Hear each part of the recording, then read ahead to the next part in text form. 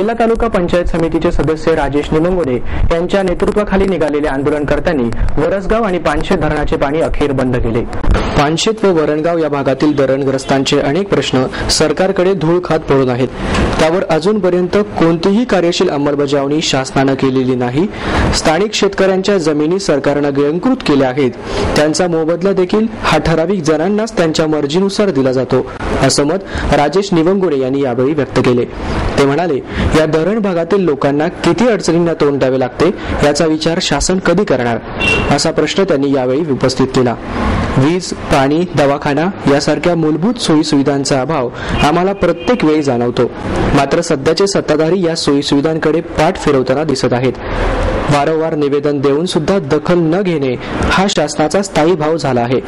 धरण भागातील नागरिकांची दारिद्र्य रेषेत समाविष्ट करण्यासाठी तसेच पानशेत ते कादवे खिंड मार्ग बस सुविधा सुरू करावी यासारखे अनेक प्रश्न अजूनही प्रलंबित आहेत, असं निबंगोडे यांनी सांगितले। या आंदोलनाला परिसरातील 700 ते 800 ग्रामस्थ व कार्यकर्ते उपस्थित होते। तसेच प्रातिनिधिक स्वरूपात 2 महिला व 2 शेतकरी यांनी पानशेत जलविद्युत कार्यालयातील पाणी बंद केले। त्यानंतर कार्यकर्त्यांनी सरकारच्या प्रतिकात्मक पुतळ्याचे दहन केलं व सरकार विरोधी घोषणा देखील केल्यात आल्या।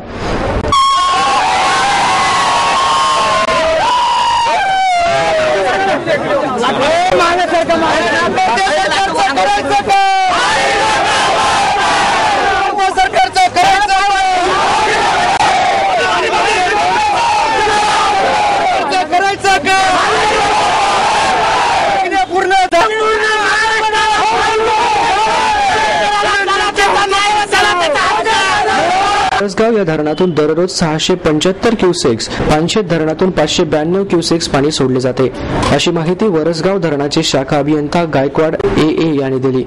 तर यानंतरची कार्यवाही वरिष्ठांच्या आदेशानुसार केली जाईल, अशी माहिती पानशेत धरणाचे उपकार्यकारी अभियंता सतीश इनामदार यांनी दिली। या आंदोलनासाठी सर्व पक्षाचे कार्यकर्ते सामील झाले होते।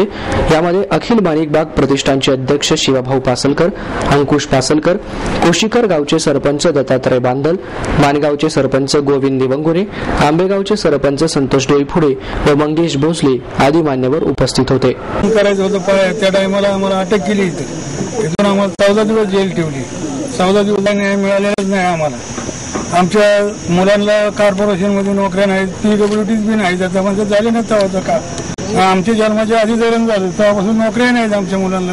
आमच्या ज्या जमिनी आमच्या धरणामध्ये खाली पाण्यामध्ये ॲक्वायर झालेल्या आहेत त्या आम्हाला परत मिळाल्या। आपल्याला खाली दौंडला शेती मिळाली त्याला पाणी मिळत नाही। बाकीचे बरेच तालुक्यातने पाणी येते, बारामतीला जाते, इंदापूरला जाते, त्यांनी जमीन दिली नाहीत आम्हाला, तिकडे पाणी जाते। आम्हाला दौंडमध्ये दिले तिथे बी ते जवळचे शेतकरी पुरापूर पाणी देत नाहीत आम्हाला। माझं नाव राजेश निवंगोडे आहे। मी पानशेत भागातून वेल्हे तालुक्यातून पंचायत समितीवर निवडून आलोय।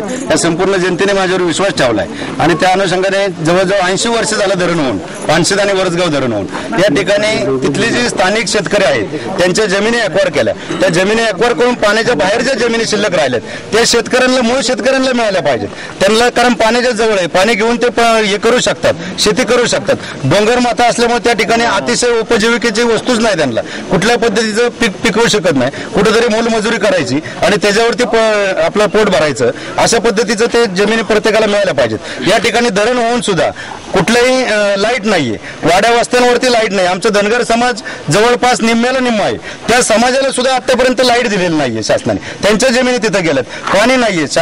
जिल्हा परिषदला जर आम्ही विचारणा केली की बाबा या ठिकाणी पाणी मिळावं शेतकऱ्यांना, त्या ठिकाणी सांगतात की पाणी सोडा, पण पाणी मिळावं, त्या शेतकऱ्यांना पाणी मिळावं म्हटलं की ते म्हणतात की इथं निकष बसत नाहीये, लोकसंख्या कमी। आमची लोकसंख्या कमी केली कुणी? ही शासनाने केली। आम्हाला त्याचं घेणं देणं नाही। आमची 10 घरं राहू द्या, 5 घरं राहू द्या, त्या ठिकाणी पाणी मिळालंच पाहिजे, ही आमची मागणी। दुसरी गोष्ट, पुणे महानगरपालिकेमध्ये या ठिकाणी पुणे महानगरपालिका या 2 धरणांच्या जीवावरती आज एवढं मोठं शहर वसलंय, जगामध्ये त्याचं नाव झालंय, जागतिक पुणे शहराचं नाव झालंय आणि त्या ठिकाणी इतकं पाणी येतं, इतकं उत्पन्न आहे या धरणांवरती। या धरणात जर एक थेंब साठला नाही तर त्या ठिकाणी सगळेजण आपापल्या गावाला निघून जातील। पुणे महानगरपालिका राहणार नाही तिथं, एखादी ग्रामपंचायत म्हणून त्या ठिकाणी होईल, पण या धरणाच्या जीवावरती पुणे महानगरपालिका एवढी मोठी झाली। त्या ठिकाणी आमच्या तरुणांना नोकऱ्या मिळायला पाहिजेत, काही प्रमाणात आम्हाला तिथं टक्केवारी दिली पाहिजे पुणे महानगरपालिकेत। मागच्या वेळेस पुणे महानगरपालिकेने ठिकाणी उरुळी कांचनला कचऱ्यासाठी जागा पाहिजे होती, त्या ठिकाणी त्या जागेसाठी किंवा त्या ग्रामपंचायतीला पुढे महानगरपालिकेने मदत केली, पाण्याचे टँकर पाठवले, काय पाहिजे ते आम्ही देतो म्हणले, पण कचरा टाकू द्या. या ठिकाणी कचऱ्यापेक्षा पाण्याची व्यवस्था जी लोक करतायत, ज्यांच्या जागा गेलेल्या आहेत, त्या ठिकाणी पुणे महानगरपालिकेला जात का येत नाही. पुणे महानगरपालिकेमध्ये दोन्ही सरकार आहे, त्या ठिकाणी शासनाला जात का येत नाही आमची पुणे महानगरपालिकेला. दुसरी गोष्ट अशी, या ठिकाणी लाईट तयार केली जाते, इथल्या लोकांना लाईटच मिळत नाही. अनेक वाड्यावस्त्यांना लाईट नाही, गावांना लाईट नाही. MSCB वाले सांगतात की बाबा वाऱ्या वादनाचं, कोकणामध्ये किती वारं आहे, याच्या डबल वारं कोकणामध्ये, तरी सुद्धा आम्हाला इथं वाऱ्याचं कारण सांगतात आणि लाईट बंद ठेवतात, तासन तास लाईट बंद असतं. या मागण्यांसंदर्भात आमचं असं हे आहे की ह्या जर मागण्या पूर्ण नाही केल्या, आम्ही आता पूर्ण धरण बंद करणार आहे आणि धरणातला एकही थेंब खाली सोडून देणार नाही. आमच्या मागण्या पूर्ण झाल्या पाहिजेत. जर न झाल्या, शासनाने जर पुन्हा ते धरण चालू करण्याचा प्रयत्न केलाच, आम्ही सर्व शेतकरी मिळून सर्व जलसमाधी घेऊ आणि शासनाला दाखवून देऊ की आता आम्ही शांत बसणार नाहीयेत. काही शेतकऱ्यांना अशी परिस्थिती की एखाद्याची 4 गुंठे जागा गेली, त्याला 5-5 एकर जागा मिळाली आणि ती पण नांदेड सिटी सारख्या ठिकाणी मिळाली. आणि शेतकऱ्याला दौंड सारख्या ठिकाणी सुद्धा जागा मिळत नाही. त्याची 10 एकर जरी गेली तरी त्याला 2 एकर सुद्धा मिळत नाही त्या ठिकाणी. मग शासन नक्की कुणाच्या बाजूनी, या गावगुंडांच्या बाजूनी आहे का शेतकऱ्यांच्या बाजूनी? हे पुनर्वसनचे जे लोक सांगतात की आम्ही पुनर्वसनच्या आशेत तसेच, मग पुनर्वसनला तुम्ही करताय का? शेतकऱ्यांना का न्याय मिळून देत नाही? एखाद्या गोरगरिबाला नांदेड सिटी सारख्या ठिकाणी जागा द्या, त्या ठिकाणी तुम्ही देत नाही. आणि दौंड सारख्या ठिकाणी त्यांनी जागा गेली तर तिथले गावगुंड त्यांना त्रास देतात.